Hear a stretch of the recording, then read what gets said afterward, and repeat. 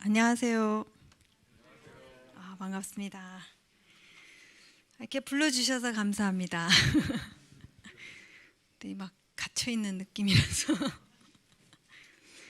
제가 기술적으로 이제 몇 가지를 해야 되니까 기술적으로 이게 같이 돌아가야 되거든요. 박자를 잘 맞춰보도록 하겠습니다. 제가 최소 4번이라고 말씀하셨는데 우리 전도사님께서 저를 너무 잘 아셔서 이제 지나갈 수도 있다라는 근데 뭐 이제 점점 안 나오시기 시작하면 제가 사인으로 받겠습니다. 그만하라는 뜻으로. 네, 제가 특강에 대해서 말씀하셨을 때 무엇을 나눌까 하는데 사실 저희가 유튜브를 이제 콘텐츠를 올리고 있어요. 근데 아직 비공개 상태인데 그 내용은 창조 이야기에 대한 내용을 올리고 있습니다. 그래서 10강까지 했고, 그러니까 10강까지 했는데 창세기 9장까지 1장 9절까지 나갔습니다. 9장이 아니라 1장 9절까지 나갔어요. 그래서 굉장히 더디 가고 있는 그런 스피드인데요. 그 똑같은 내용을 할까 하다가 도저히 1시간 안에 제가 그렇게 못할 것 같더라고요. 제가 10시까지 끝내야 되는데, 그래서 제가 고민을 하다가 아브라함에 대해서 공부를 하는 게 좋겠다라는 그런 마음을 갖게 되었습니다. 그래서 아브라함에 대해서 아주 미주알 고주알까지는 못할 것 같아요.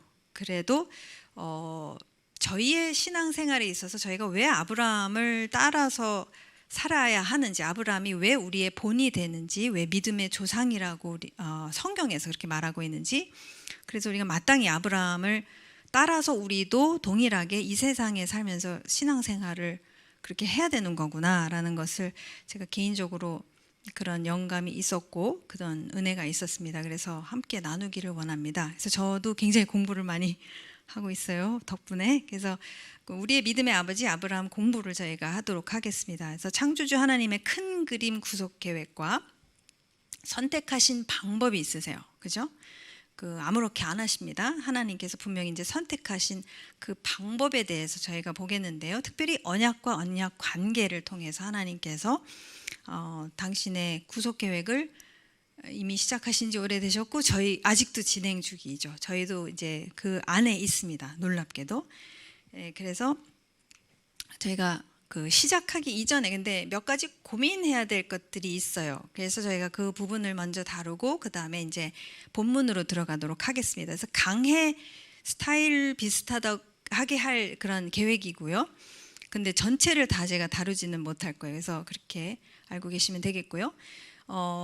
이 부분에 대해서는 제가 전에 또 말씀을 드렸지만 유대인이 아닌 대부분의 믿는 자들, 그러니까 소위 저희죠. 이방인 크리스찬이죠. 그래서 취약점이 무엇인가? 제가 특별히 이스라엘에서 지금 8년 광야 생활을 하고 그러니까 있으면서 저희가 잘 이해하지 못하거나 저희가 삶 속에서 그러니까 살아내는 것이 굉장히 힘든 것도 힘들다고도 하기도 어려울 것 같아요. 왜냐하면 잘 모르기 때문에. 그래서 인식조차도 하지 못하는 그런 부분이 있지 않은가. 그래서 그게 무엇이냐면 창조주에 대한 개념입니다. 근데 아마 다 다르실 거예요. 나는 아닌데 라고 생각하시면 그냥 그렇게 생각하시면 돼요. 그러니까 제가 그 누구를 두고 이렇게 뭐라고 하는 게 아니고요. 전반적으로 봤었을 때 그렇다는 거죠. 그러니까 창조주에 대해서 매일매일의 삶 속에서 인식하고 이렇게 의식하면서 인식하면서 살고 있지는 않는 게 아닌가. 그게 더 가깝지 않은가. 제 자신을 보고 저는 말씀을 드리는 겁니다. 누구에 대해서 얘기하는 것이 아니라. 그다음에 매일매일의 삶 속에서 그런 인식이 별로 없다. 세 번째, 창조주가 피조물인 사람과 맺으신 언약에 대한 이해. 창조주에 대한 개념이 좀 약하다. 그 다음에 두 번째는 언약에 대한 이해가 약하다라고 제가 결론을 좀 내리게 됐어요. 창조주의 언약은 그분의 속성을 말해줍니다. 그렇기 때문에 굉장히 중요해요. 그분의 언약에 대해서 굉장히 깊이 있게 알고 있어야지만이 이 언약이 지금 어디를 향해서 가고 있다라는 것까지도 포함해서 이야기하고 있기 때문에, 그리고 그분의 속성을 굉장히 강하게 얘기해주고 있어요. 그러니까 그분의 언약을 이해를 하면은 그분의 속성을 알게 되고, 그분의 속성을 알게 되면은 우리가 신앙생활을 하는데 굉장히 도움이 될 수밖에 없어요. 알기 때문에 뭔가를 알면은 이제 그만큼 어떤 일이 어떤 상황이 닥친다 할지라도 파헤치고 갈 수가 있는 그런 힘이 있는 것 같습니다. 그래서 언약 관계, 그러니까 언약을 맺으셨다는 것도 있고 언약 관계가 그럼 무엇인가 거기에 대한 개념이 좀 약하지 않은가. 그래서 그 결과가 어떨까 이것에 대해서 잘 모른다면은 그 결과가 어떨까 그게 사실 굉장히 중요한 것 같아요. 뭐 알면 알고 모르면 모르지 뭐 그렇게 생각할 수도 있지만 사실 모르고 있는 것에 대한 결과가 굉장히 그 영향이 크다는 거죠. 그래서 이 삶 속에서 관련성, 하나님이 내가 살고 있는 매일매일의 삶, 그런 분주한 삶 속에서의 연관성, 관련성이 별로 없다고 생각하기가 쉬워요. 이 언약 관계가 약하거나 창조주에 대한 개념이 약하면은, 왜냐하면 내 인생은 내가 살고 있는 거예요. 굉장히 바빠요, 분주해요, 힘들어요. 그 영어로는 relevancy라고 그러죠. relevancy가 하나님이 내 인생 실제 인생 속에서의 그만큼의 관련성이 연관성이 없다라고 생각하기가 쉬워요. 이것은 무의식 가운데서 일어나는 일이죠. 누가 뭐 의식적으로 그렇게 생각하겠어요? 안 그렇죠? 그리고 의미가, 그러니까 하나님께서 실제로 내 삶 속에서 역사하시거나 움직이고 계신 것, 그런 의미가 이렇게 좀 와닿지 않는 경우, 생각하고 있으면은 와닿을 수 있지만 그냥 사는 데 있어서는 안 느껴지거나 이렇게 생각이 별로 없거나 그런 경우가 많은 것 같습니다. 그게 저의 개인적인 이제 신앙생활을 돌이켜 보면 참 그랬던 것 같아요. 그다음에 이제 또 하나는 저희가 아무래도 엔드 타임을 많이 강조하다 보니까 사실 저도요. 아이합에서 그 엔드 타임을 공부를 엄청 해서 계시록 막 다니엘서 그렇게 공부를 하다가 제가 어디로 가게 됐냐면 엔드 타임을 강조하다 보니까 제가 생각한 게 뭘 생각했냐면 하루는 아니 하나님이 다 회복시켜 주신다고 하시는데 그럼 뭐를 회복하시느냐 했었을 때 딱 계산을 해보니까 맨 처음에 있던 것으로 다시 회복하시겠다라는 거예요. 그래서 제가 사실 계시록을 공부하다가 제가 창세기로 갔어요. 창세기를 공부하게 됐어요. 그러면서 이제 창세기에 굉장히 많은 이제 시간을 투자하면서 이제 공부를 하게 됐습니다. 그래서 그 end before the beginning이라는 표현을 제가 그냥 여기 한국말로 썼는데 그 사실 beginning을 모르고 end를 가서 end를 공부할 수는 없다는 거예요. end가 beginning before에 있을 수가 없다라는 거예요. 하나님의 질서의 하나님이시기 때문에 beginning을 알아야 end가 어떻게 될지에 대해서 당연히 알고 end는 결과적으로 계시록에서도 말씀하시지만 beginning을 갖다가 다시 회복하시겠다라는 거예요. 그러면 beginning을 바로 알아야 end가 우리가 가고 있는 방향에 대해서도 우리가 굉장히 더 분명히 알 수가 있겠죠. 그래서 이 end before the beginning이 되면 어려움이 있습니다. 왜냐면은 그러면 어디에 많은 책임이 가게 되느냐면은 저희 부모 세대보다도 저희 다음 세대한테 이제 포커스가 가기 시작하면서 이제 너희들 잘해라 쪽으로 이렇게 그 의도가 아닌데 나쁜 의도는 아닌데 그렇게 강조하게 돼요. 그 엔드를 갖다가 너무 강조하다가 보면은 그러니까 우리가 그러니까 부모 세대가 이렇게 조금 이렇게 나는 열심히 기도할게. 나는 24시 너희를 위하여 기도하겠지만 근데 이것을 감당해야 되는 이제 실제 사람들은 이제 자녀 세대가 된다는 거죠. 근데 그것도 지금 생각해 보니까 하나님의 질서 안에서는 부모 세대가 먼저 모든 것을 다 모범을 보여야 되고 살아내야 되는 게 말씀이란 말이에요. 그러니까 엔드가 비기닝 앞서서 올 수가 없다라는 것을 제가 결론을 내리게 됐어요. 그리고 부모 세대가 저도 이제 지금 지윤이가 10살이 되다 보니 지금 ING 상황이죠. 그런 가운데서 굉장히 고민을 많이 해요. 이제 저는 너무 리얼합니다. 이 모든 것이 저한테 다 적용이 되는 것이고 이제 이 자녀 세대를 이 세상에서 양육한다는 게 과연 무엇인가에 대해서 굉장히 이제 고민이 돼요. 그래서 이제 이런 것들에 대해서 창조주에 대한 개념이 굉장히 중요하다라는 것과 창조주가 피조물인 우리와 맺으신 언약이 그러면 무엇인가? 그것이 굉장히 이것을 저희가 바로 알아야 된다라는 이제 것을 꼭 제가 짚고 넘어가야 되는 거죠. 그래서 이 창조주와 언약 관계 그리고 자녀 세대로의 신앙 전수, 그죠? 저희 부모 세대가 창조주와 언약 관계를 어떻게 맺느냐가 결국에는 하나님께서 항상 누구를 염두에 두고 있냐면 부모 세대와 자녀 세대로 항상 전수하는 것에 하나님이 굉장히 중요시 그것을 여기고 계세요. 그래서 신명기에 보면은 그게 줄줄이 나오죠. 그러니까 자녀에게, 그러니까 저도 이게 제가 고민하는 부분입니다. 자녀에게 살아계신 이스라엘의 하나님을 믿도록 돕기 위해서 부모는 어떻게 해야 하는가? 아마 우리 모두의 고민이죠. 자녀를 어떻게 키워야 예수님을 구세주로 영접하는 방향으로 그들의 그 전 존재를 준비할 수 있을까? 그냥 교회 생활이 아니에요. 이건 전 존재. 전 존재가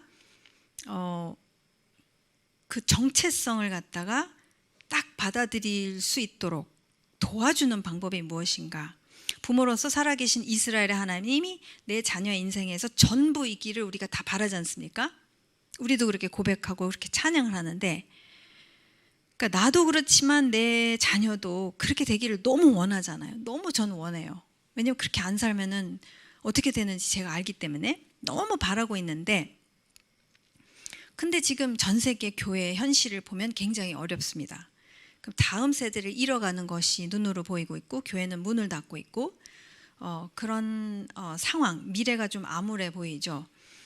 그래서 이런 부분에 있어서 정말 평가가 필요해요. 그러니까 개개인 차원이나 교회 차원이나 과연 이것을 어떻게 해야 되는가, 실질적으로 어떻게 하는가가 굉장히 중요한 부분입니다. 그래서 비난 그게 아니에요. 제 자신을 두고 이것은 생각하는 부분들이고 고민하는 부분들입니다. 그래서 창조주와 창조주가 맺으신 언약 관계를 통해서 이 부모 세대가 매일매일의 삶에서 창조주에 대한 의식과 인식이 있어야겠죠. 그랬었을 때 그러니까 그게 뭐냐면은 창조 이야기를 깊이 이해해야지만이 창조주에 대해서 우리 자녀들에게 서스럼 없이 막 의도적 생각해서 이렇게 얘기하기보다 자연스럽게 매일의 삶 속에서 어떤 상황 속에서 우리가 이야기를 할 수 있는, 쉽게 이야기를 할 수 있을 만큼의 의식과 그만큼의 인식이 있어야 되겠죠. 우리 부모들이. 그러지 않으면 기회는 너무 많은 것 같아요. 하루 속에서의 여러 가지 기회들이 있지만 놓치기가 쉽다는 거죠. 우리 스스로가, 부모 세대가 거기에 대한 어떤 깊은 이해와 그 인식하고 의식하는 바가 좀 약하면은 잘 얘기 안 하게 되겠죠. 아무래도. 그래서 우리 스스로가 창조 이야기를 깊이 이해하고 지속적으로 말씀을 탐구해야 되는 부분이 분명히 있겠고요. 매일매일의 삶에서 나와 자녀를 위해 창조주를 각인시키는 의도적인 선택을 하셔야 된다는 겁니다. 그러니까 저를 두고 얘기하는 거예요. 그러니까 제가 예를 들을게요. 예를 들어서 이제 주말 정도가 되면은 이제 자녀와 어디를 갈 수가 있죠. 요즘 코로나라서 쉽지는 않지만, 그랬었을 때 이제 그런 제가 카톡을 보면, 카톡 프로필 보면은 굉장히 아름다운 곳에 많이 가시더라고요. 근데 그럴 때 이제 한도 끝도 없이 얘기할 수 있는 기회인 거죠. 그런 아름다움 속에서 얘기를 할 수가 있고, 그리고 창조주의 어떤 질서를 어긋났었을 때 모습에 대해서도 얘기할 수 있고, 굉장히 기회는 많은 것 같아요. 저희가 생각을 의도적으로 생각을 많이 해야 되는 것 같아요. 제가 이제 그런 의도적으로 해야 된다는 것을 많이 경험하고 있습니다. 그래서 하나님께서 최소한 샤밧만큼은 그렇게 하라고 하세요. 그러니까 샤밧이 언제냐면 이제 번역을 하면 안식일이죠. 그러니까 어쨌든 자녀와 함께 보내는 시간 안에서는 의도적으로 해야 되는 부분이 있다라는 거죠. 부모 입장에서 부모는 그렇게 이제 자녀를 두고 창조주에 대해서 이제 많이 이야기를 하는 거죠. 말씀 탐구를 통해서 사고력을 세우는 게 굉장히 중요하다는 저는 결론을 내리게 됐어요. 그게 저뿐만이 아니라 이제 자녀들도 마찬가지인데, 출애굽기 31장 1절에서 5절을 보시게 되면은 하나님의 영으로 한 인물에게 충만하게 하셨다라는 이야기가 나옵니다. 이 출애굽기 31장 1절에서 5절을 보시게 되면 이 하나님의 영으로 충만하게 채워지는 모습은 어떤 모습일까? 소위 우리가 말하는 성령 충만한 모습은 어떤 모습일까 했었을 때, 성경에서 너무 정확하게 한 사람에게 하나님께서 당신의 영을 부어주셨어요. 충만케 하셔서 어떤 것을 하도록 하시는 그런 장면이 나옵니다. 근데 이것이 사고력을 세우는 거와 관계가 됐다라는 거예요. 보통 우리가 성령 충만하면 사고력 세운다는 생각 잘 안 하지 않습니까? 근데 사실 하나님께서 굉장히 이 성령 하나님의 영으로 충만하게 했었을 때 굉장한 그 사고력을 발휘하는 것을 우리가 말씀을 통해서 볼 수가 있어요. 그래서 이 출애굽기 말씀의 배경을 보시게 되면은 이 시내산, 아이고 제가 안 바꿨네요. 이 시내산, 죄송합니다. 이 시내산 호렙산, 그 배경입니다. 그래서 이스라엘 백성이 지금 시내산하고 호렙산에 갔습니다. 이미 도달을 했고, 여러분 시내산에서 호렙산에서 보내는 시간이요. 출애굽기 19장에서 민수기 10장까지입니다. 어마어마한 장을 할애를 받고 있어요. 그 얘기는 뭐냐면 무지무지 중요하다는 얘기예요. 시내산에서 일어난 일은 굉장히 하나님께는 중요하다는 것을 우리가 알 수가 있습니다. 어쨌든 이런 배경 속에서 제가 부모 세대가 이제 어떻게 해야 되는가에 대해서 쭉 말씀드린 것이죠. 이제 창조대에 대한 어떤 의식과 인식이 있기 위해서는 우리가 말씀 공부를 깊이 있게 하는 것이 좋지 않을까? 그 다음에 창조주에 대해서 각인시키는 것, 의도적으로 하는 것들을 우리가 어떻게 할 수 있을까? 그 다음에 이제 세 번째 지금 말씀드리는 것이 바로 사고력을 우리가 우리 스스로에게 키워야 되고 길러야 되고 자녀들에게도 길러야 된다라는 제가 결론을 내리게 됐어요. 특별히 이 말씀을 보게 되면서 같이 보겠는데요. 이 출애굽기를 보시게 되면요, 이 배경이 굉장히 중요해요. 왜 하나님께서 이 한 인물에게 성령을 충만하게 하셨는가를 봤었을 때 너무 중요한 사건이 일어나고 있기 때문입니다. 뭐냐면은 가장 핵심적인 내용은 뭐냐면 창조주 하나님께서 지금 인류 역사상 유일무이한 법적 구속력이 있고 보호되는 언약 관계를 지금 당신의 백성과 맺으시는 것을 시내산에서 우리가 보게 되죠. 그래서 고대 근동에서 이렇게 신과 백성 사이에 언약이 세워지는 역사 없습니다. 우리 하나님밖에 없으세요. 이스라엘 하나님만 신이 백성과 언약을 맺으세요. 그 나머지 고대 근동의 모든 신들은 인간은 다 따까리, 인간은 다 노예로 다 부려먹습니다. 그런 고대 근동의 그런 다른 창조 신화랑 비교했었을 때 하나님은 너무 다르게 역사하시는 것을 보게 됩니다. 이 언약의 결과로 하나님은 모세에게 시내산 위로 부르셔서 천상의 성막을 계시하시고 계시하신 그 청사진 그대로 지상의 성막을 지으라고 명령하세요. 이게 왜 그러냐면은 이사야서 66장 1절에서 주가 이같이 말하노라 하늘은 나의 보좌요 땅은 나의 발판이기 때문에 하나님께서 이 천상에 계시는 성막에 계시지만 이제 지상으로도 똑같이 통치를 완벽하게 하시기 위해서 지상에 오시기 위해서는 땅의 발판이 바로 세워져야만 하고 천상에 있는 것과 똑같이 지상에 세워져야 됩니다. 네, 왜냐하면 그분은 거룩하시기 때문에 안 맞는 데는 오시지 못해요. 왜냐하면 그분이 오시면 큰일 나요. 다 죽어요. 그분은 순전한 분이시기 때문에 거룩하시기 때문에 그래서 정확하게 지으라고 다 알려줘요. 모세에게. 그래서 이 모세가 또 그 한 인물에게 또 다 알려줘요. 그럼 그게 누구냐? 바로 이 인물입니다. 출애굽기 31장 1절부터 5절 말씀. 주께서 모세에게 말씀하셨다. 보아라, 내가 유다 지파 사람 홀의 손자요 우리의 아들인 브살레를 지명하여 불러서 그에게 하나님의 영을 채워주어 지혜와 총명과 지식과 온갖 기술, 이게 뭐냐면 모든 창의적인 작업입니다. 히브리어로 보면 를 갖추게 하겠다. 4절, 그가 여러 가지를 생각하여 그 생각 고안 연구한 것을 금과 은과 노수로 만들게 하고 온갖 기술, 그러니까 모든 창의적인 작업을 발휘하여 보석을 깎아내는 일과 나무를 조각하는 일을 하게 하겠다라고 이렇게 말씀을 하세요. 어떻게 말씀하시냐면은 그에게 하나님의 영을 채워주어라고 하십니다. 그래서 우리가 성령 충만하면은 이제 뭐 어떤 감정적이거나 파워가 임하거나 이제 그런 쪽으로 많이 생각할 수 있지만 본문 말씀을 보게 되면은 하나님께서는 굉장히 구체적으로 그 성령님께서 하나님의 영이 부어졌을 때 어떤 모습인지에 대해서 이렇게 말씀해주고 계십니다. 근데 여러분 우리의 아들 했을 때 코리안 우리가 아닌 거 아시죠? 우리라는 이제 홀의 손자요 우리의 아들인데 우리가 뭐냐면은 히브리어로 오르가 빛이에요. 우리 하면 my light예요. 네, 나의 빛입니다. 그럼 보세요. 붓살렐이라는 이름은 뭐냐면은 베는 인이고 살렐은 그림자예요. 엘은 하나님, 하나님의 그림자 안에서라는 이름을 가진 사람의 아버지 이름은 빛이라는 거, 마이 라이트예요. 재밌죠? 하나님의 빛이 비춰줘야지 그림자가 있는 거잖아요. 아버지가 빛이고 아들은 그림자라는 거예요, 이름이. 그러니까 붓살렐의 아버지 이름이 우리예요, 마이 라이트. 그 다음에 아들인 붓살렐 이름의 뜻은 뭐냐? In the shadow of God, 하나님의 그림자 안에서. 그러니까 철저히 하나님의 모든 것을 그대로 그림자는 따로따로, 피터팬이 아닌 이상은 따로따로 놓을 수 없죠, 그죠? 그림자는 그대로 움직입니다.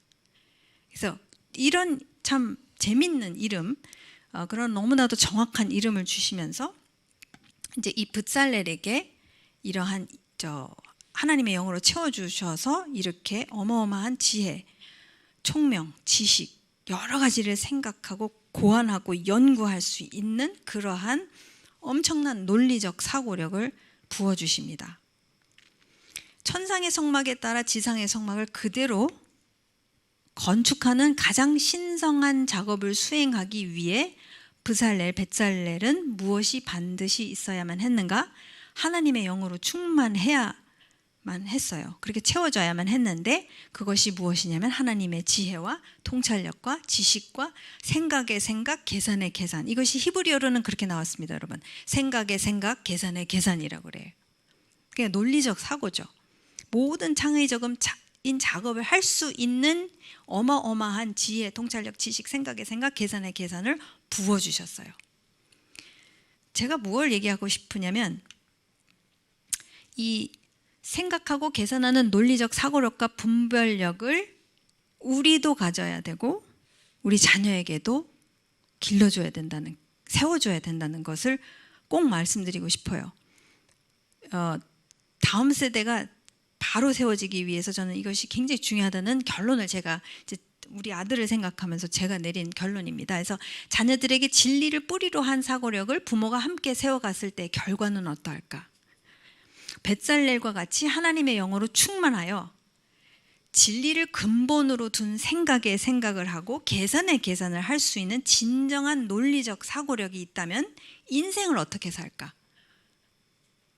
인생 엉터리로 못 살 거예요. 이 엄청난 사고력으로 막 생각을 하잖아요. 그럼 믿지는 그 인생 안 살죠. 그죠? 낭비하는 인생을 살기가 참 어려워요. 그러니까 생각을 하게 한다면 야, 논리적으로 야, 이렇게 하면 이렇게 되지 않겠니? 이렇게 하면 저렇게 되지 않겠니? 라는 것을 같이 대화를 나눈다는 거죠. 자녀들이 성인이 되어 삶에서 여러 가지 중대한 결정을 해야만 할 때가 옵니다. 그죠? 그거 어떻게 할 수가 없어요? 이러한 사고력이 결정들에 어떠한 영향을 미칠까라는 이제 저도 생각을 해봐요.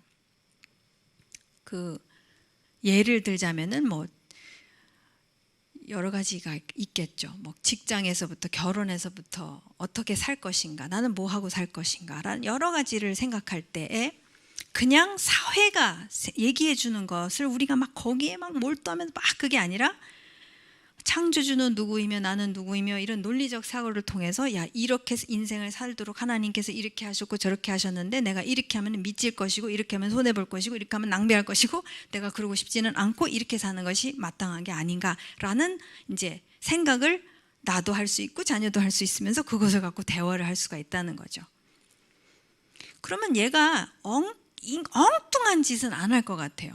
아니면 사회가 하는 대로 그대로 휘말려가지고 막 이렇게 우와 하고서 이렇게 몰려서 이렇게 밀려서 이렇게 덜 그렇게 하지 않을까라는 바람이 있는 거죠. 결국은 창조주가 약속하시고 말씀하신 모든 것을 믿거나 말거나가 된다는 거예요. 그 아이에게 있어서, 우리의 자녀들에게 있어서, 우리도 마찬가지입니다. 그러니까 이 아이가 이렇게 크면 논리적인 사고, 말씀 안에서 진리를 갖고 논리적인 사고를 하고 생각을 하고 계산에 계산을 하면서 크게 되면은 제가 빗나가는 길을 가면 얘가 오히려 얘기해 주지 않을까 기대를 해요. 그리고 서로 그렇게 하면서 그러니까 회색 지대를 안 산다는 거죠. 사실 회색 지대 없지 않습니까, 여러분? 회색 지대 없어요. 그리고 지금 점점 회색 지대에 착각하는 그 회색 지대를 없애고 계세요. 하나님께서 막 팍팍 없애고 계시는 것 같은데, 그래서 진짜 그걸 믿는 삶을 내가 살거나 그런 결정들을 하거나 안 하거나, 그럼 분명한 거예요. 너 이게 하나님과 벗어나는 결정을 한다는 것은 너도 알고 있겠지. 그것에 대해서 인식을 해야 되는 거예요. 그리고 지적을 해야 되는 거고, 그리고 죽으라고 기도하는 거고. 예수님도 그렇게 말씀하셨잖아요. 제자가 되는 거, 예수님의 제자가 되는 것에 대해서 뭐라고 그러셨냐면은, 누가 망대를 짓는데 계산하지, 돈이 안 되는데, 이것을 다지는 데 있어서 지금 돈이 안 되는데 그걸 시작하면 사람들이 지나가면서 에이 또라이 아니야, 그러지 않겠느냐. 그 다음에 또 전쟁을 나가는 데 있어서 상대방이 나보다 군사가 훨씬 월등히 많다 그러면은 내가 전쟁을 시작하지 않고 오히려 평화단을 보내서 오히려 평화협정을 맺지 않겠느냐라는 말씀을 하세요. 비유적으로. 그러니까 그만큼 우리가 충분히 이것은, 하나님을 안 믿는 것은 너무 큰 손해다라는 것을 알아야 되는 게 굉장히 중요하다고 생각합니다. 우리 자녀도 그렇게 결론을 내려야 돼요.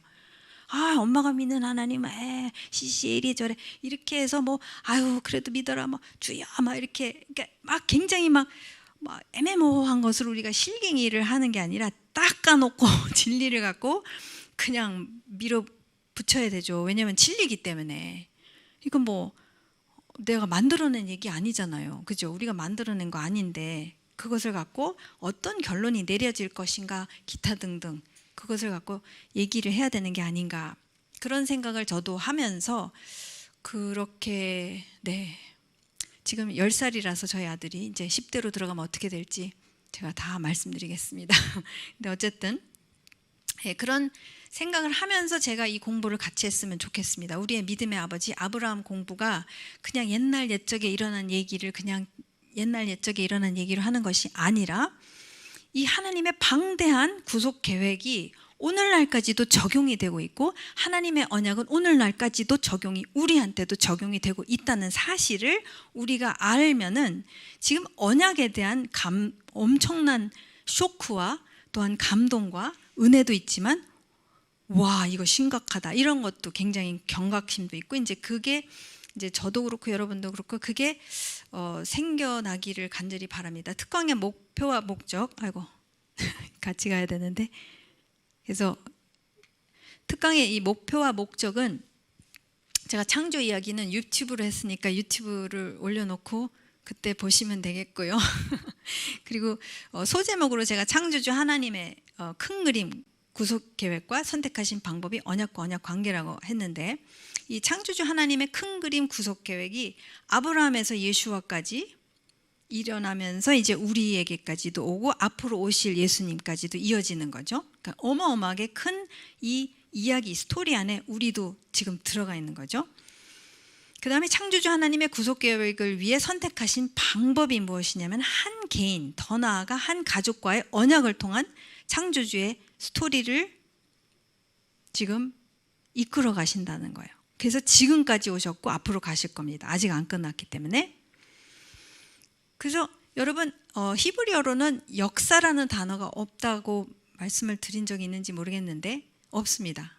다 메모리예요. 모든 그 역사라는 단어를 안 쓰고 메모리라는 단어를 씁니다. 히브리어로는. 오늘날 현대 히브리어도 마찬가지로 다 메모리입니다.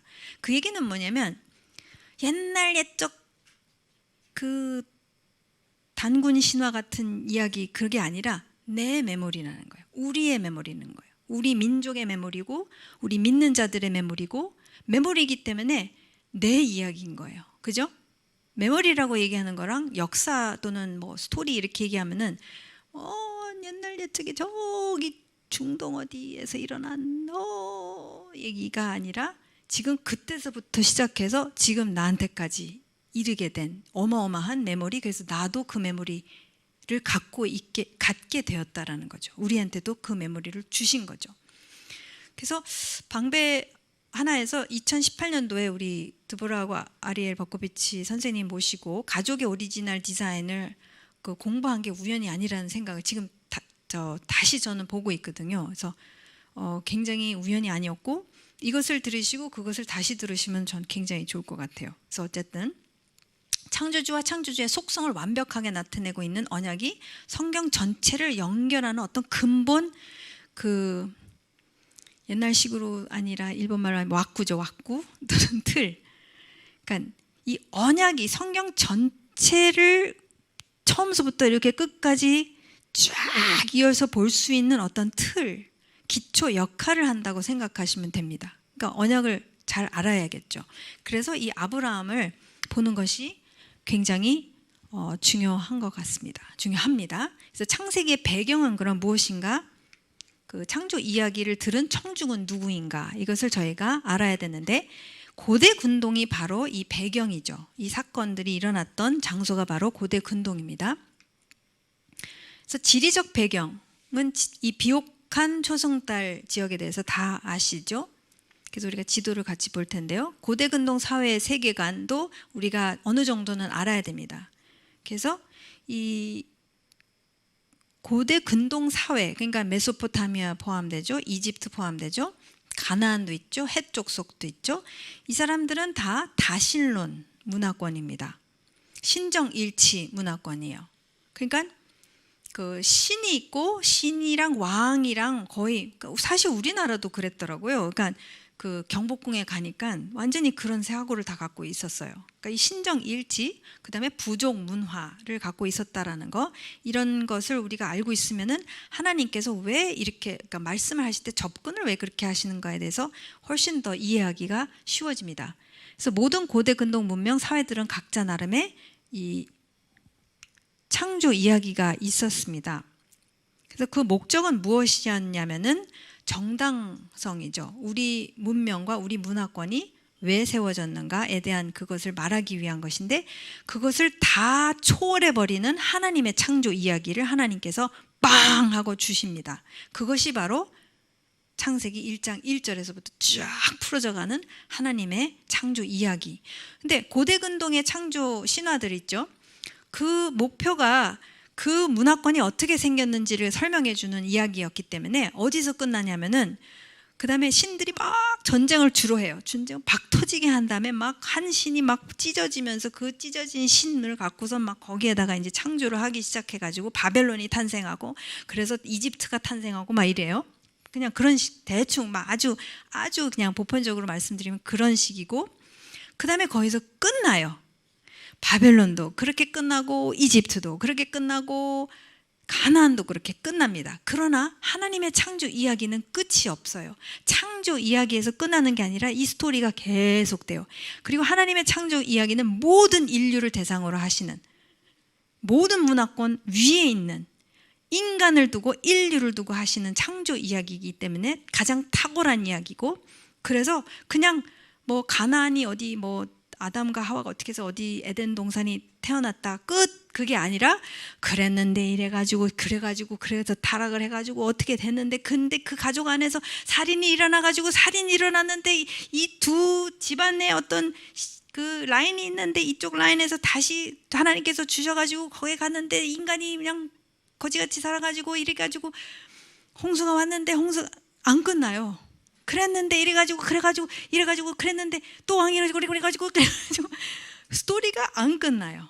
계속돼요. 그러니까 우리가 이것을 인식을 하면은 저희가 절대 성경을 읽을 때 다윗과 골리앗 이야기, 아브라함 이야기, 노아의 홍수 이렇게 딱 끊어서 이렇게 생각하면 안 된다라는 거예요.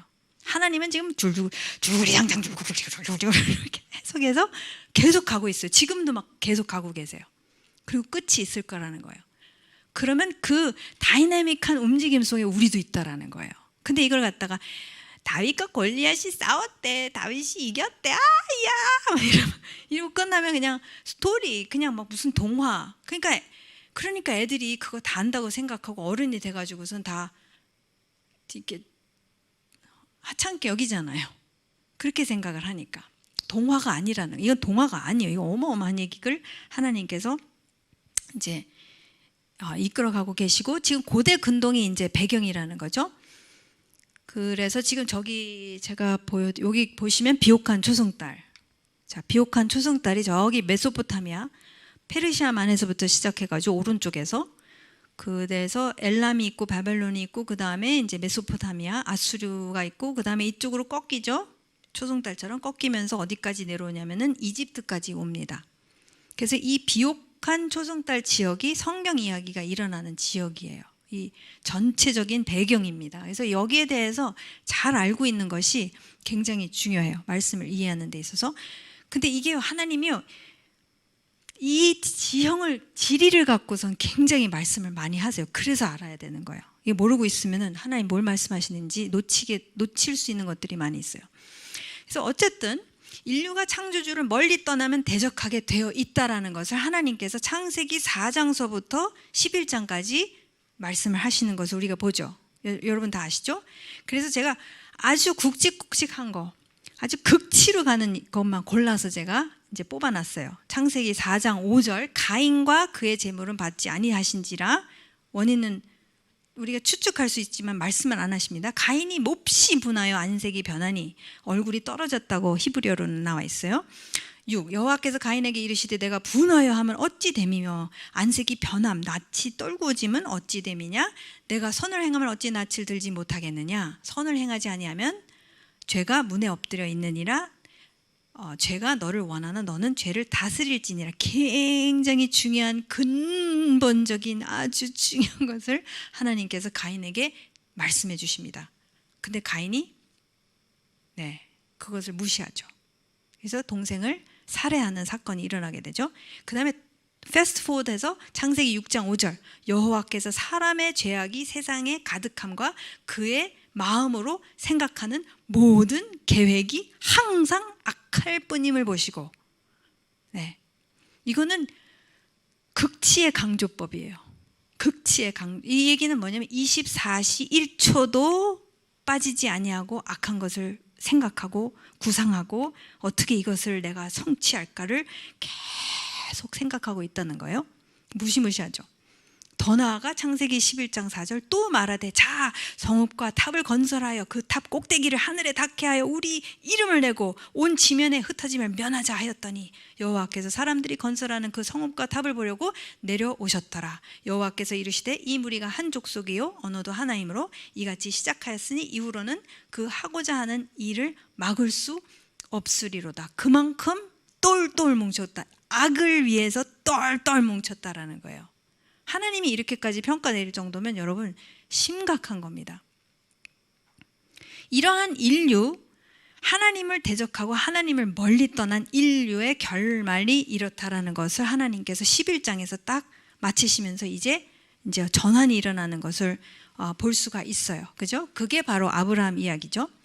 그래서 이 언약 관계에 대해서 우리가 어떻게 봤으면 좋겠는가 했었을 때 아마 이런 얘기는 많이 못 들어보셨을 거예요.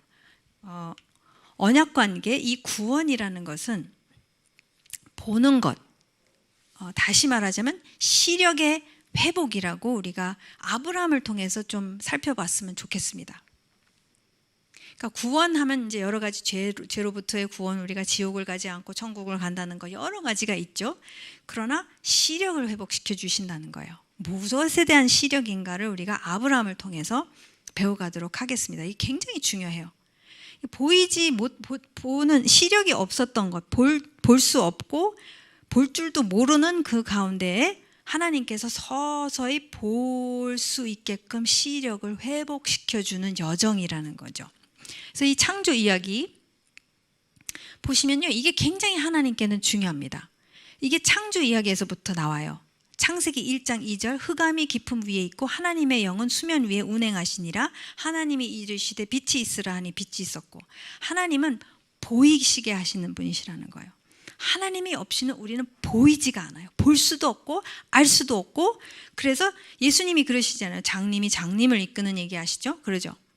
그러니까 어둠 속에서 헤매는 그러한 존재가 하나님을 멀리 떠난 인류의 모습이라는 거예요. 하나님의 입장, 창조주의 입장에서는 창조주가 보시기에. 그래서 창조주께서 가장 먼저 주신 것은 빛입니다. 여러분 이거 햇빛 아니고 달빛 아니죠. 왜냐하면 기억하시죠? 햇빛과 달, 해와 달과 별은 몇째 날에 하나님께서 만드시죠? 넷째 날이에요. 이 빛은 첫째 날이에요. 그럼 잘 생각해 봐야 돼. 이 빛은 도대체 무슨 빛인가? 뭐를 말씀하시는 건가? 예. 그래서 그거에 대해서는 창조 이야기 유튜브를 보시면 되겠습니다. 광고의 말씀.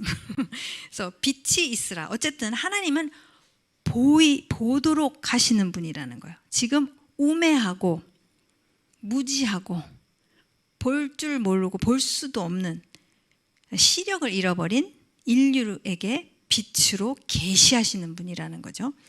보세요. 요한복음 1장 1절 정확하게 사도 요한이 이것을 알았기 때문에 사도 요한이 창세기에 대해서 주석을 우리한테 줍니다. 선물이에요. 어마어마한 선물이에요. 태초에 말씀이 계시니라. 이 말씀이 하나님과 함께 계셨으니 이 말씀은 곧 하나님이시니라. 만물이 그로 말미암아 지은 바 되었으니 지은 것이 하나도 그가 없이는 된 것이 없느니라. 그 안에 생명이 있었으니 이 생명은 사람들의 빛이라. 우리에게 빛을 비춰주시는 분이 창조주시라는 거예요. 네. 창세기 1장 2절도 그랬죠. 요한복음 1장 1절도 그렇게 시작을 하십니다.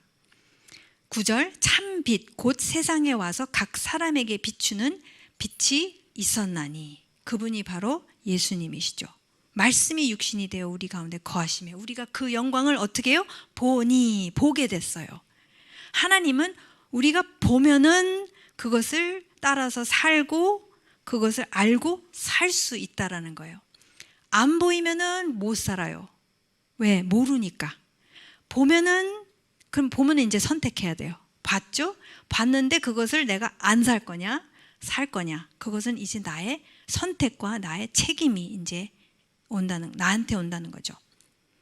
보세요. 창세기 12장 1절에서도 하나님이 동일하게 말씀하시는 것을 보게 되는데 이게 조금 번역이 이렇게 됐기 때문에 헷갈립니다. 내가 내게 보여줄 땅으로 가라.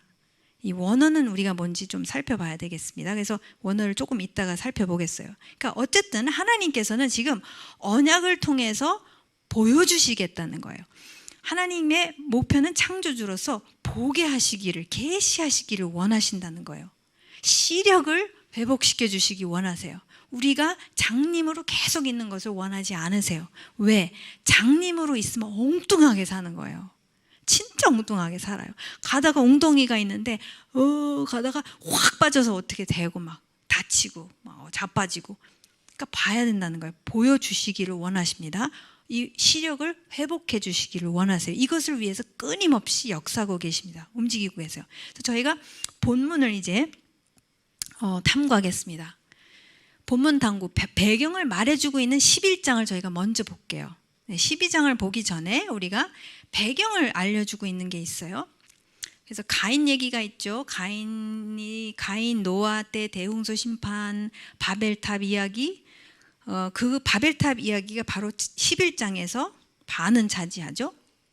네. 그래서 바벨에서 하나님께서 인류를 흩으세요. 언어가 안 되니까 다 흩어요. 알아서. 그래서 내가 아무리 얘기를 해도 야 어쩌고 저쩌고 이러니까 에이 자꾸선 다 흩어지는데 너무 놀라워요. 하나님께서 원래 사람에게 주신 맨데이트는 생육하여 번성하여 지구를 가득 충만하게 채워라 했는데 그냥 지금 흩으시는 거예요. 어쨌든 안 하겠다고 그거 그냥 죽으라고 난 안 흩고 우리 뭉치자 하고선 바벨을 만들려고 그랬는데 이제 흩으십니다. 그 다음에 나오는 얘기예요. 여기가 이제 아브라함으로 이제 전환이 되는 그런 전환점입니다. 창세기 11장 10절 셈의 족보는 이러하니라. 여러분 셈은 누구의 아들이죠? 네, 노아의 아들이죠. 노아의 세 아들 중에서 장남이죠. 셈, 함과 야벳이죠. 그래서 이 셈 이야기가 나온 다음에 26절에 가면은 데라는 70세 아브라함과 나홀과 하란을 낳았더라 이렇게 이야기를 하고 있고요. 27절에 데라의 족보는 이러하니라 라고 하면서 이제 데라 라인으로 쭉 가고 있어요. 점점 좁혀지고 있습니다. 그죠? 그러면서 데라는 아브라함과 나홀과 하란을 낳고 하란은 롯을 낳았으며 하란 이게 배경을 다 깔아주는 거예요. 친절하시죠? 하란은 그 아비 데라보다 먼저 고향을 고향 갈대아인의 우르에서 죽었더라. 아브라함과 나홀이 장가들었으니 아브라함의 아내 이름은 사레며 나홀의 아내 이름은 밀가니 하란의 딸이요 하란은 밀가의 아버지이며 또 이스가의 아버지더라. 그 다음에 또 알려주고 있어요. 30절 사레는 임신하지 못함으로 자식이 없었더라. 기억하라. 그죠?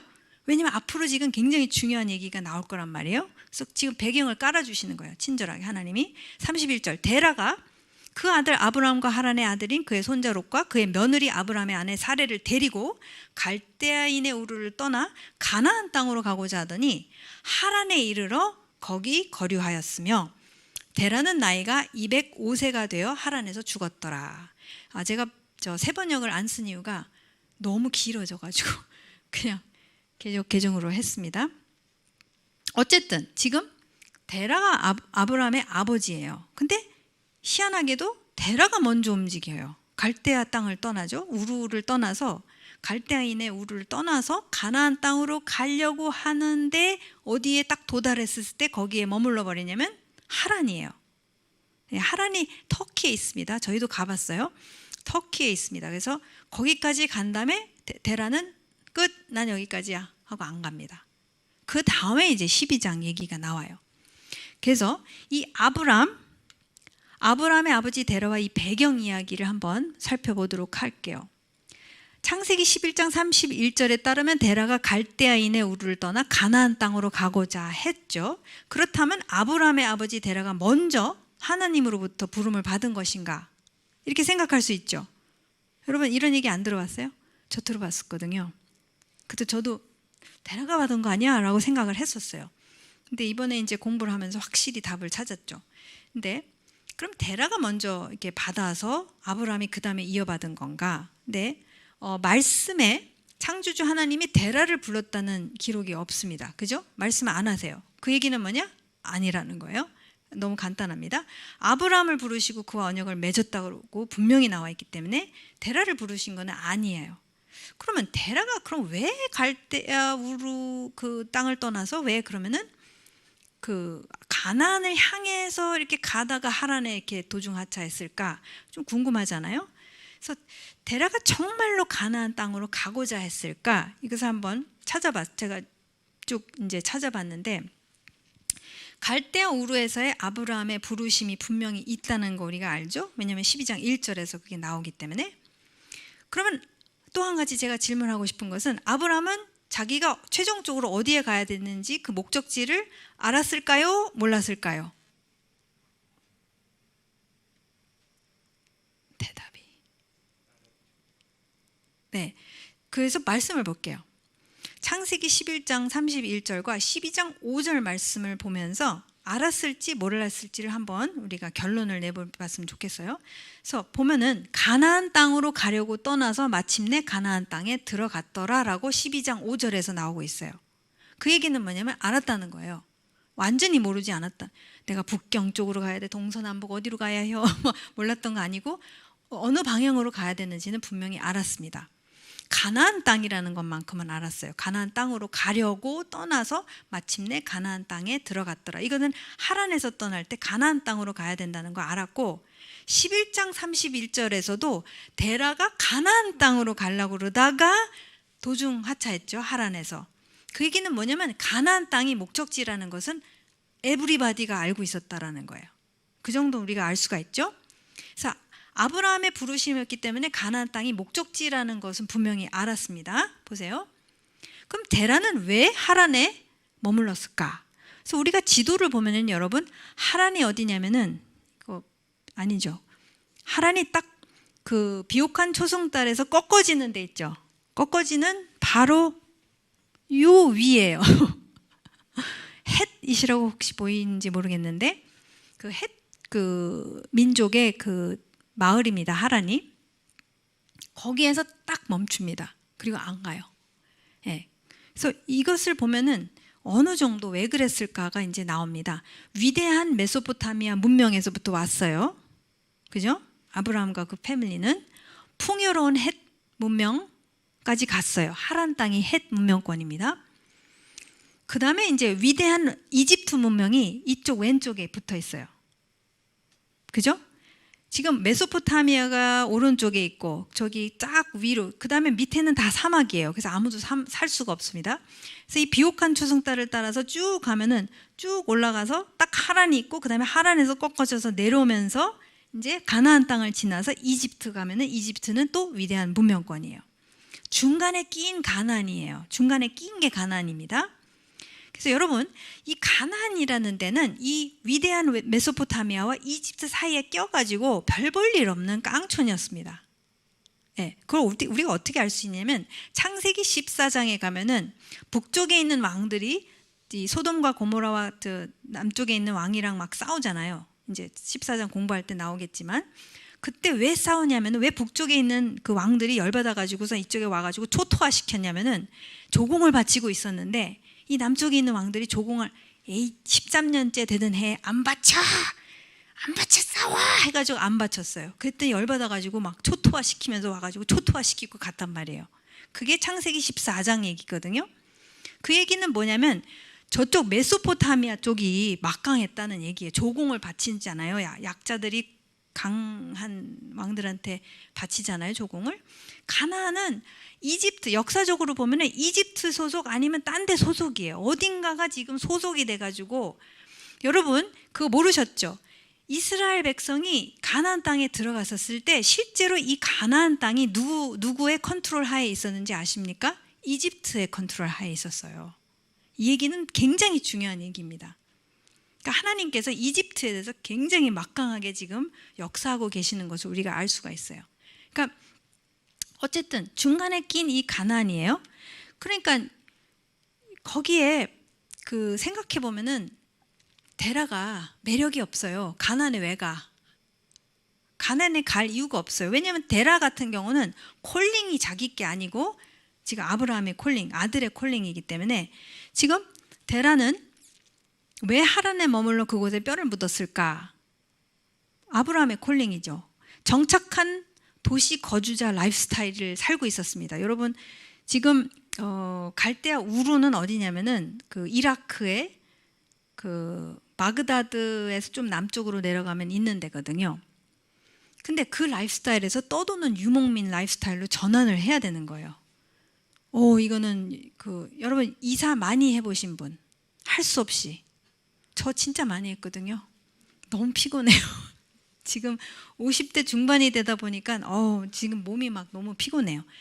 저희 어머니도 한 번 우신 적이 있어요. 막 전세 빼라 그래가지고서 1년에 막 몇 번을 이사하신다면서 눈물을 흘리시더라고요. 너무 힘드셔서. 그러니까 유목민이라는 거는요, 여러분 진짜 쉬운 게 아니에요. 특히 정착된 엄청난 도시 거주자 라이프스타일을 누려왔던 사람이 갑자기 유목민으로 살라 그러면은요, 그거 못해요. 저는 못합니다. 어쨌든 그냥 안정적인데 미지의 세계를 들어가야 되는 거예요.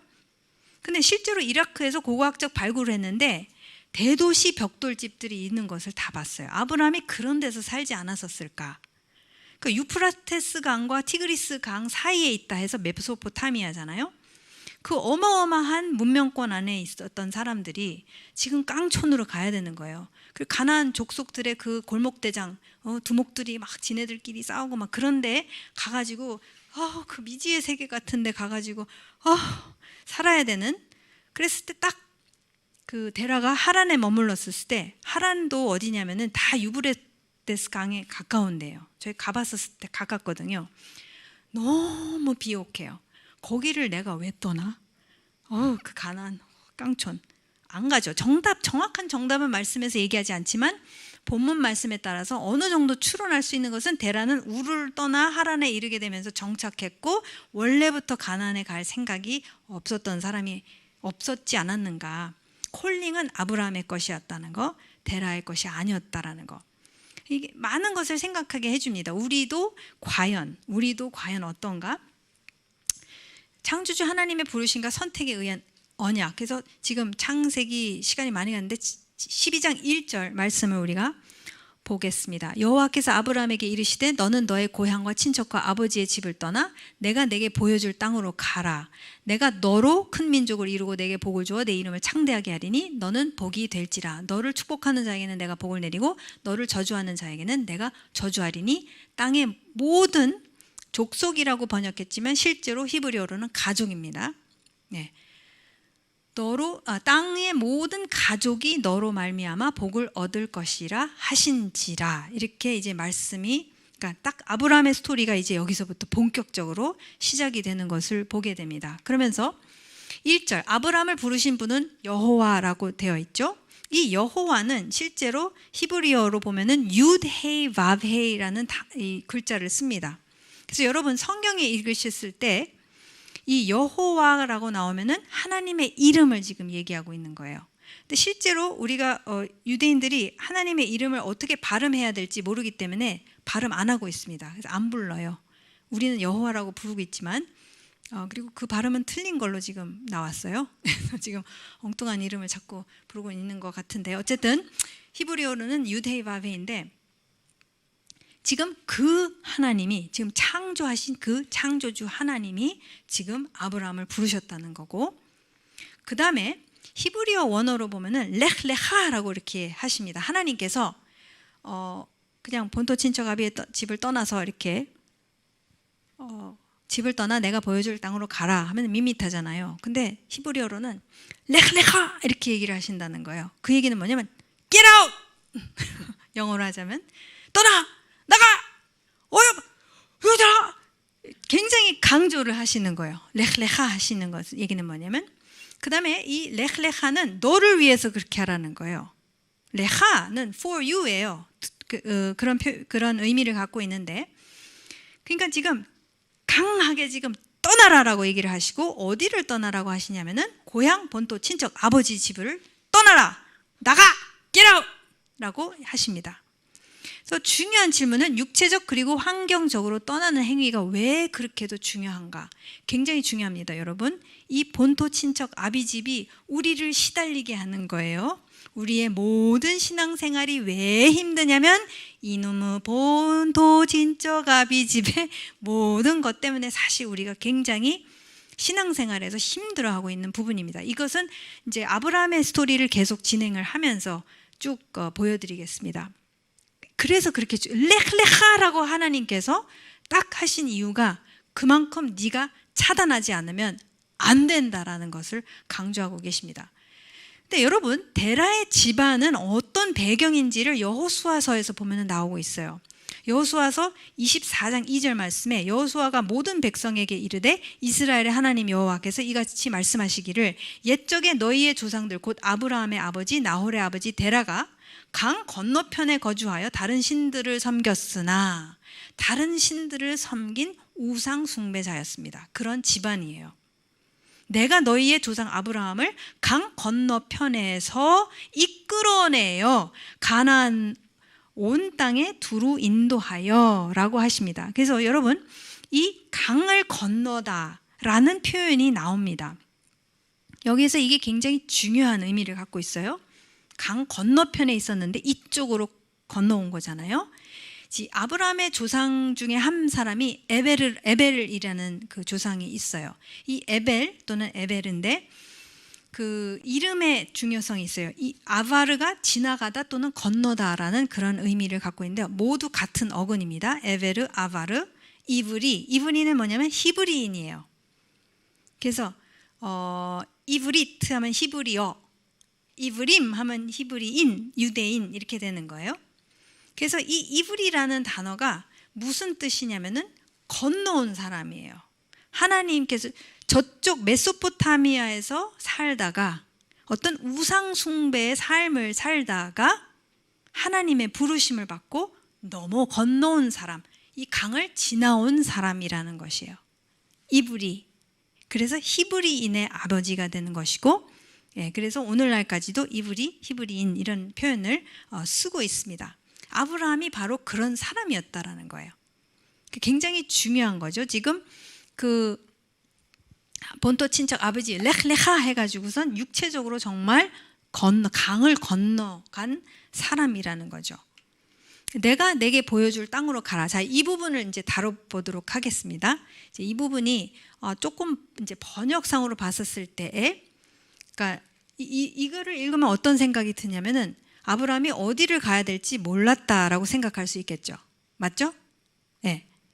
왜냐면 영어로 보면은 to the land which I will show you. 내가 지금 모르니까 앞으로 show할 거다, 보여줄 거다 해서 그렇게 이제 이해하기가 쉽습니다. 그러니까 아브라함이 정확히 어디로 가야 하는지 몰라서 이제 앞으로 보여주실 거다라는 거죠. 근데 히브리 원어를 우리가 살펴보겠습니다. 이 동사를 보시게 되면은 보다예요. 그냥 단순한 보다, 라아, to see인데 동사 형태가 어떤 동사 형태냐면 히필 형태라고 해서 이 히필 형태는 무엇을 하게 하다. 영어로 보면은 cause to do something이에요. 뭐 누구로 인해서 이렇게 하게 하는 거예요. 이해가 되시죠? 그래서 이게 뭐냐면 보게 하다라는 것을 말씀하시는 거예요. 그러니까 그게 영어로는 좀 미묘하죠. show도 되지만 근데 여기서는 의도적인, 그러니까 뭔가 의도적으로 보게 하실 거라는 거죠. 누구로 하여금 보게 하다. 예, 그것을 이제 번역에서는 누구에게 보여주다로 이제 번역을 한 거죠. 그게 아마 전체 흐름에 더 적합하다고 판단해서 그렇게 결정한 것 같지만 사실 직역을 하면은 너로 하여금 보게 할 것이다 라는 그런 의미를 갖고 있어요.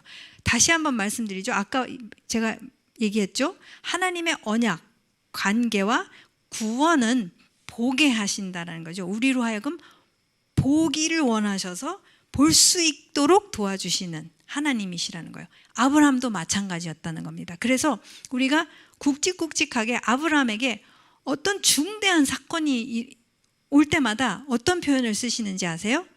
눈을 들어보니라는 표현이 나와요. 그게 연결이 되어 있습니다. 이게 다 이것과 연결이 되어 있습니다. 하나님이 뭔가를 보게 하기를 원하세요. 지금 못 보는 아브라함에게 이제 보여주시기를 원하십니다. 그래서 내가 내게 보여줄 땅, 너의 시력을 이게 시력을 회복하게 할 땅이라는 것이 차이점입니다. 그냥 쇼하는 거, 내가 앞으로 보여줄 땅이 어딘지 알려줄게 하는 거랑 좀 다른 거죠. 내가 너로 하여금 보게 할 너의 시력을 회복하게 할 그 땅으로 가라. 그 얘기는 뭐냐면 가나안 땅이 어떤 역할을 하는 거예요? 가나안 땅에 가야지만이 어떻게 돼요? 볼 수 있게 된다는 얘기예요. 이게 굉장히 중요해요. 그냥 하나님은요 절대로 얼렁뚱땅 대충 애매모호하게 역사하시거나 움직이시는 분이 아니라는 거예요. 그러니까 가나안 땅으로 그 땅에서 너로 하여금 보게 하겠다라는 의도가 있으시다는 거죠. 그러니까 어떤 사람이 보게 한다는 말은 그 사람이 현재 시력이 없는 사람처럼 안 보이고 또 볼 수 없기 때문에 이제부터 볼 수 있도록 시력을 주겠다는, 회복시켜 주겠다는 말이에요. 그러니까 어디서냐? 가나안 땅이라는 거예요. 가나안 땅이 이제 그 시력이 회복되는 훈련의 장소가 될 것이다. 훈련의 장소에 가기 위해서는 본토 친척 아비 집을 어떻게 해요? 떠나야 돼요. 차단해야 돼요. 무섭게. 그렇지, 건너야 돼요. 강을 건너지 않으면, 그리고 그걸 차단하지 않으면은 보는데 굉장히 어려워져요. 막 보였다 안 보였다 보였다 안 보였다 막 이래요. 왔다리 갔다리 왔다리 갔다리. 아브라함도 좀 왔다리 갔다리 하잖아요. 예, 우리도 왔다리 갔다리. 에브리바디 왔다리 갔다리. 그러니까 왔다리 갔다리를 덜 하는 방법은 보이면 보일수록 왔다리 갔다리를 덜 하게 되고 나중에는 안 하게 된다는 거죠. 굉장히 중요합니다.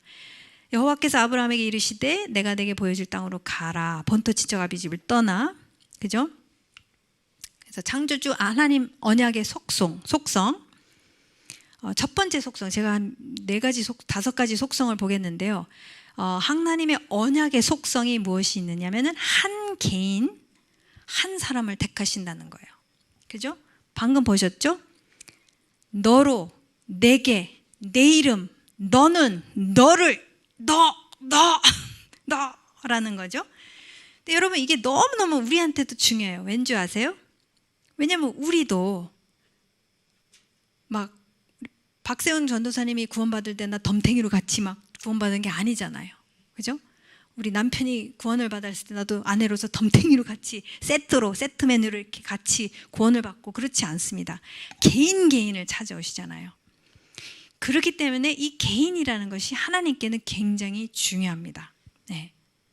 아브라함은 선택받은 대표예요.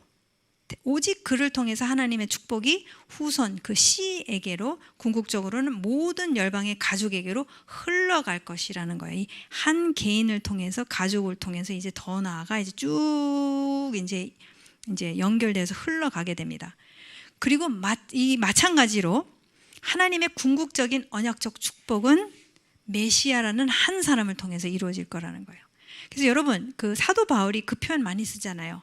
아담이 한 사람을 통해서 이렇게 됐는데 한 사람을 통해서 또다시 이렇게 되고 한 사람이라는 표현을 쓰는 이유가 다 이런 데서 나오는 것입니다. 하나님의 속성이에요. 개인, 공동체. 물론 공동체 중요하지만 개인이 굉장히 중요합니다. 그 한 사람을 하나님께서는 선택하시고 그 한 사람이 어떻게 내가 그분 창조주에게 반응을 해야 하는가 굉장히 중요한 거죠.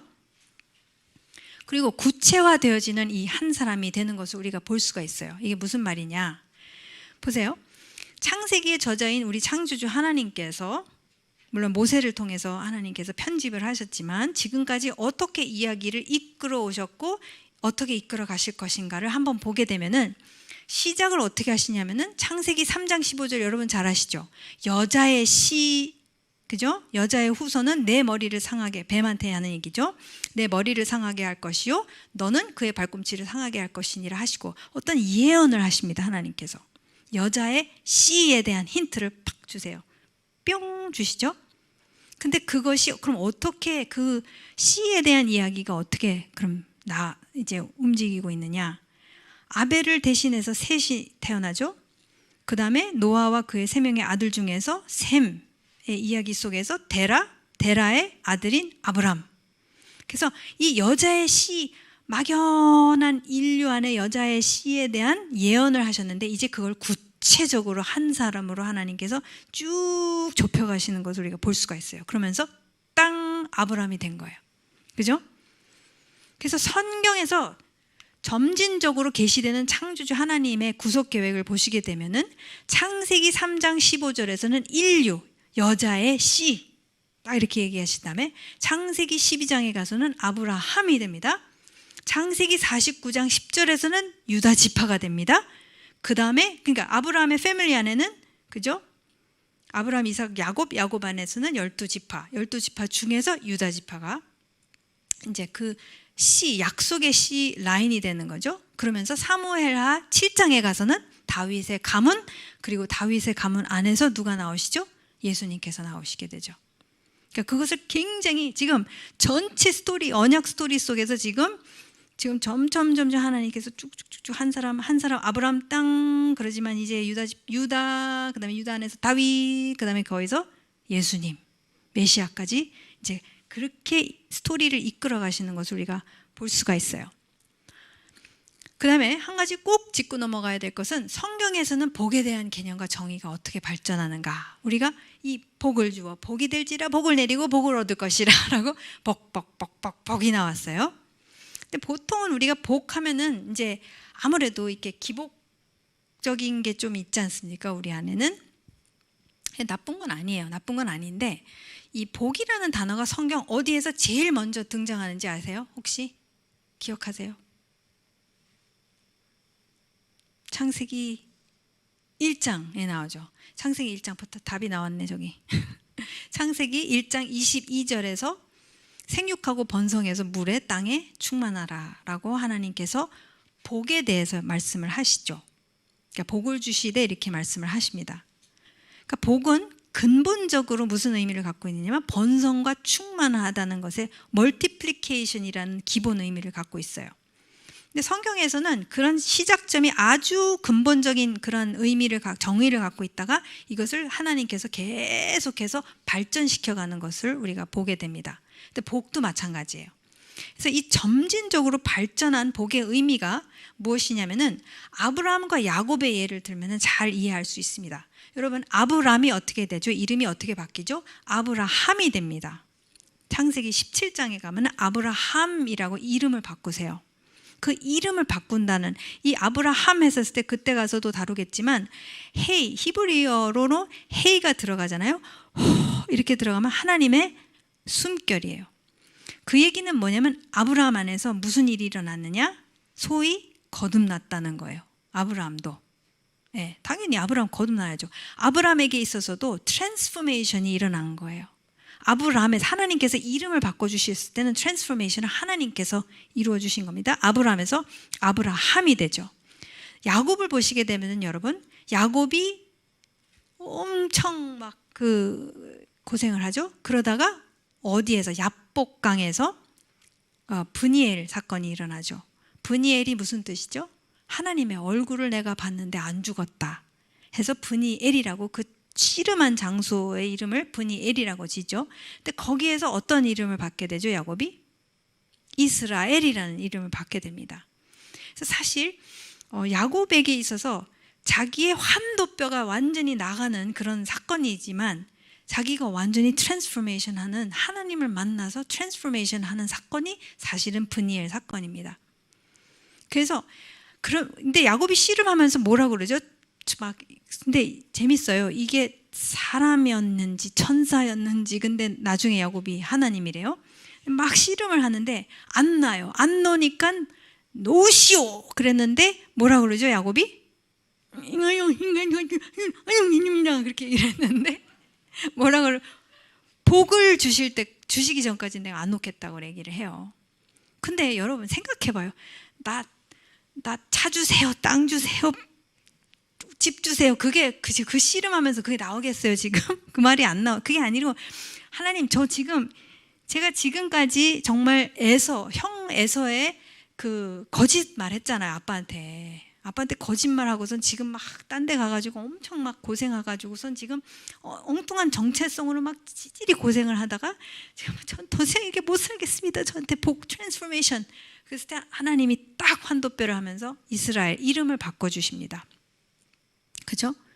그러니까 진짜 야곱의 예를 들어 봤었을 때는 정말 트랜스포메이션이 복이에요. 하나님이 주시는 우리의 복. 그러니까 하나님 입장에서 우리가 하나님을 이렇게 송축했을 때는 다른 거죠. 그거는 섬김의 뜻이고, 그러나 하나님께서 우리한테 복을 주신다라고 했을 때 가장 최상의 의미는 무엇이냐면 트랜스포메이션이에요. 아멘. 그거보다 더 원하는 게 있으십니까, 여러분? 트랜스포메이션, 진짜 내가 마땅히 살아야 할 그 정체성과 모습으로 주님 저를 트랜스포메이션이 일으켜 주십시오라는 거. 그 언약 가운데 있으면, 근데 여러분 뭐 실제적인 그런 번성도 주세요. 다 약속해 주세요. 신명기 보면 다 약속해 주시는데 중요한 것은 이분과의 언약 관계 속에서 제가 못 보던 것을 이제 보게 해주셔서 진짜 내 정체성으로 제가 들어가야만 하겠습니다. 그 복을 우리가 가장 사모해야 되는 거겠죠. 아멘. 네. 그래서 그런 복을 주시고, 복을 주어 복이 될지라, 복을 내리고 복을 얻을 것이라, 모든 민족의 가족들이 너로 인하여 복을 받을 것이다 했을 때, 그런 복, 우리가 기복보다도 더 위대한 복은 우리가 하나님을, 창조주 하나님을 만나게 되는 트랜스포메이션이 일어나는, 모든 열방의 가족들에게 그 트랜스포메이션이 일어나는 것보다 더 위대한 게 어디 있겠어요? 그게 바로 구원이라는 구속 역사죠. 그래서 이 복에 대해서 꼭 짚고 넘어가야 됐기 때문에 이제 얘기하고 이것으로 마지막으로 마무리하도록 하겠습니다. 창세기 12장 4절 5절. 이에 아브라함이 여호와의 말씀을 따라갔습니다. 자, 이러한 약속을, 엄청난 약속을 하시고 트랜스포메이션에 대한 약속을 하시면서 번성에 대해서도 약속을 하시고, 이에 아브라함이 여호와의 말씀을 따라갔고 롯도 그와 함께 갔으며 아브라함이 하란을 떠날 때에 75세였더라. 아브라함이 그의 아내 사레와 조카 조카 롯과 하란에서 모든 소유와 얻은 사람들을 이끌고 가나안 땅으로 가려고 떠나서 마침내 가나안 땅에 들어갔더라. 그래서 고향 본토 친척 아비집을 떠나는 과정이 있는 것을 우리가 볼 수가 있어요. 그죠? 1차적인 것은 희한하게도 1차적으로 본토 친척 아비집을 떠났는데 아빠가 따라오셨네. 그래서 아버지랑 같이 하란까지 갔어요. 하란을 떠나면서 아버지 데라랑 헤어지게 되죠. 그죠? 그 다음에 2차 과정이 또 이게 쉽지 않다는 얘기예요. 본토 친척 아비집 떠나는 거, 이거 너네 쉽지 않다라는 것을 아브라함도 겪었습니다. 그래서 실제로 이 롯이 같이 덩달아 계속 쫓아다니죠. 근데 롯에 대해서 이제 딱 롯과 헤어지는 것이 이제 창세기 13장에 일어납니다. 그래서 어떻게 일어나는지 자세히 보면은 기가 막혀요. 너무나도 기가 막힌 다음 시간에 같이 보도록 하겠습니다. 창세기 조금만 더 갈게요. 아직 3분 남았습니다. 창세기 12장 6절에서부터 9절. 아브라함이 그 땅을 지나 세겜 땅 모래 상수리 나무에 이르니 그때 가나안 사람이 그 땅에 거주하였더라. 가나안 족속들의 땅에 이제 왔음을 알려주는 거예요. 골인했어요. 7절 여호와께서 아브라함에게 나타나 이르시되 내가 이 땅을 내 자손에게 주리라 하신지라 자기에게 나타나신 여호와께 그가 그곳에서 제단을 쌓고 8절 거기서 베델 동쪽 산으로 옮겨 장막을 치니 서쪽은 베델이요 동쪽은 아이라 그가 그곳에서 여호와께 제단을 쌓고 여호와의 이름을 부르더니 9절 점점 남방 네게브로 옮겨갔더라. 자, 아브라함의 시력을 회복해 주실 것을 약속하신 땅 가나안으로 이제 들어갔습니다. 그죠? 그래서 그 다음에 이제 들어갔었을 때에 만나주세요. 그러면서 구체적으로 이제 언약에 대해서 더 구체적으로 얘기해 주세요. 조금 더 구체적으로. 내가 이 땅을 내 자손, 너의 씨에게 주리라. 핵심은 뭐죠? 이 언약에서 여러분 항상 두 개가 나오게 되어 있어요. 두 개는 뭐냐면 땅과 후손에 대한 약속이세요. 예. 그래서 두 가지 꼭 기억하시고 창조주 하나님의 언약의 속성 두 번째. 첫 번째는 한 개인, 한 사람을 택하신다는 것을 봤죠. 하나님의 언약의 속성의 두 번째는 뭐냐면 후손 모두 포함하는 오픈된 언약이라는 거예요.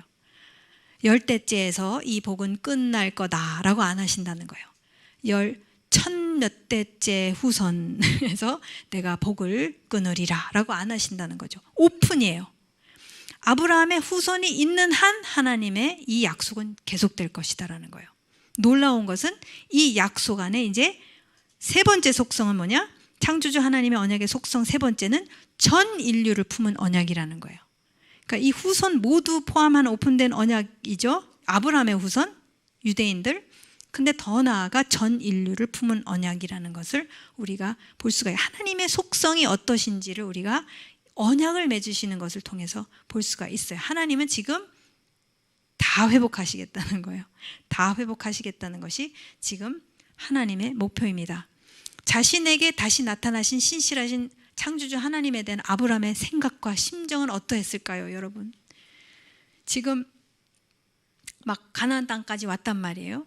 근데 어디로 갈지 모르는데 주님께서 나타나셔서 말씀을 하세요. 그러면서 더욱더 구체적으로 말씀을 하셨을 때 아브라함의 심정은 어땠을까요? 여러분의 입장이면 어떻게 느꼈을까요? 자, 히브리서 기자는 이렇게 표현합니다. 믿음으로 아브라함은 부르심을 받았을 때 순종하고 장차 자기 몫으로 받을 땅을 향해 나갔습니다. 그런데 그는 어디로 가는지를 알지 못했지만 떠난 것입니다. 여기서도 모른다고 얘기를 했죠. 근데 가나안 땅이라는 방향은 알았지만 가나안 땅에서 어디로 가야 되는지 몰랐다는 거죠. 그런데 나타나셨다는 거예요. 세겜에 딱 이르렀을 때 얼마나 기뻤을까요? 얼마나 좋았을까요? 그러니 7절 자기에게 나타나신 여호와께 그가 그곳에서 제단을 쌓고 8절 여호와께 제단을 쌓고 여호와의 이름을 불렀더라. 이 관계성 안으로 점점 들어가는 것을 우리가 볼 수가 있습니다. 그러면서 얼마나 다시 만나 주시고 다시 나타나셔서 확증해 주시고 하는 것을 아브라함이 이 예배의 행위로 하나님께 나아가는 것을 우리가 볼 수 있고 점점 아브라함이 이제 변화하는 모습, 하나님을 경험하는 삶, 어디서 많이 들어보시지 않아요? 하나님을 경험하는 삶을 아브라함이 지금 이제 경험하고 있는 것이죠. 그래서 시간이 너무 많이 갔기 때문에 딱 두 가지만 할게요. 그러면 제가 끝나거든요. 그래서 자신에게 본격적으로 시작되는 유목민 생활입니다. 자, 가나안 땅에 들어와서 우리 생각에 가나안 땅으로 가면은 꼬린 끝 정착하자. 세겜 땅이냐 예루살렘이냐 헤브론이냐 어디 갈 거냐가 아니라는 거예요. 가나안 땅에 딱 들어가서 거기서부터 이제 유목민으로 살아야 되는 거예요. 암울합니다. 아브라함은 목적지 가나안에 도착하지만 그 시력을 회복시켜 주실 땅에서 훈련을 받아야 했기 때문에 정착하지 않고 이제서부터 본격적인 유목민 생활을 시작해요. 그래서 8절과 9절 어디로 옮겨 장막을 치니 어디로 옮겨갔더라. 베들로 갔다가 아이로 갔다 아이데 사이로 갔다. 어떻게 이런 결정이 가능했을까? 아브라함이 어떻게 이것을 했을까? 참 그건 놀라운 것 같아요. 아브라함이 진짜 믿음으로 히브리서 기자가 말한 대로 믿음으로 창조주라는 거에 대한 그 뭔가가 있었고 여기에 대해서 내가 노를 할 수가 없구나. 그래서 그 하나님이 누구로 만나 주셨냐면 여호와로 만나 주셨다고 그랬잖아요. 창세기 12장 1절에서 고대인으로 이 유드헤이 바브헤이가 사실 어떠한 히브리 글자들을 모아놓은 거와 비슷하냐면 하나님께서 빛이 있으라 했을 때 그 있으라 비동사 있죠. 비동사가 유드헤이 바브헤이가 다 들어가요. 비동사 하나님은 비 하면 있는 거예요. 비 하면 있고 비 하면 또 있고 비비 하면 또 있게 하시는 분이라는 거죠. 그분의 이름이 그렇게 되고 나중에 모세에게 이렇게 말씀하시죠. 모세가 물어보죠. 백성이 당신의 이름이 뭐라고 한다면 제가 뭐라고 해야 되죠? 그랬을 때 뭐라고 하시냐면 에히예, 아셰르, 에히예라고 그래요. 에히예도 똑같이 그 유데이바백이 다 들어가요. 에히예는 뭐냐면은 번역을 스스로 있는 자라 이렇게 번역을 해놨는데 사실은 I will be that I will be. 내가 be 하게 하는 것은 다 be가 될 것이다. 나는 be 하게 하는 존재다. 그럼 다른 얘기로 창조주라는 거잖아요. 근데 그분은 말씀으로 be 하면 된다라는 거예요. 그러니까 얼마나 파워풀하신 분이냐는 거죠. 이 고대 근동에 있는 이 그냥 자잘한 창조 신화의 자잘한 신들의 유치찬란한 그런 막 싸우고 서로 박터지게 싸우는 그런 신이 아니라는 거예요. 그런 이해와 뭐가 그래서 그런 태도, 경외하는 태도가 있지 않았었을까? 그건 저의 추측인데요. 어쨌든 대단한 사람입니다. 마지막 창조주 하나님의 언약의 속성 5번째. 제가 5가지 말씀드린다고 그랬죠. 하나님의 언약적 책임과 백성의 언약적 책임이 있다는 겁니다. 그래서 하나님이 아브라함과 그의 자손과 맺은 언약이 아브라함의 순종이나 신실함을 전제로 하지는 않았습니다. 맞죠? 그러니까 왜냐하면 바로 다음에 어떻게 돼요? 이집트에서 완전히 사건치죠. 사건이 일어나죠. 그러니까 아브라함의 어떤 막 신실해서 막 아브라함이 너무 잘했기 때문에 그래서 하나님께서 지금 움직이시는 게 아니라는 거예요. 일방적으로 지금 하나님께서는 이 전체를 회복하시기 위한 지금 구속 계획을 시작을 하십니다. 땅의 모든 민족을 축복하시겠다는 이분의 약속은 아브라함이나 그 누구에게도 달려있지 않다라는 거예요. 전적으로 하나님께만 달려 있어요. 그러나 땡땡땡 창조주 하나님께서 언약의 파트너죠. 우리가 언약의 파트너의 백성과 맺으신 일방적인 이 언약의 파트너의 언약적 책임도 있습니다. 그거는 뭐냐? 하나예요. 딱 하나예요.